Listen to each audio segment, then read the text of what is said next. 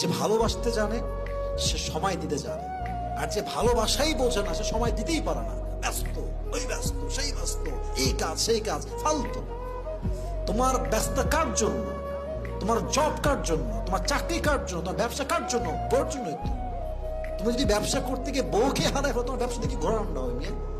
যে ভালোবাসতে জানে সে সময় দিয়ে জানে, আর যে ভালোই বাসে না আর খালি বানা, এইটা কাজ ওই কাজ, ঘোরান্ডার কাজ। আপনি বোঝেন যেই লোকটা 18 ঘন্টা কাজ করতে পারে সে কি হোয়াটসঅ্যাপে এসে আপনার ম্যাসেজটা সিন করে রিপ্লাই দিতে পারে না? পারে। ওই ব্যক্তিত্ব নাই, ওই মনোমাইন্ড নাই, ওই ভালোবাসা নাই। আপনার কি মনে হয় যে একটা মেয়ে এত ব্যস্ত যে সে তার পুরো সময়ের ভিতরে তার স্বামীকে কল দিবে, টাইম মানে কিসের ব্যস্ত? ও কি এমন মহারানী হয়েছে? হ্যাঁ, দেশ চালছে প্রধানমন্ত্রী, তাকে তো সময় আছে স্বামীর সাথে কথা বলার, আর তোমার সময় নেই, তাই না?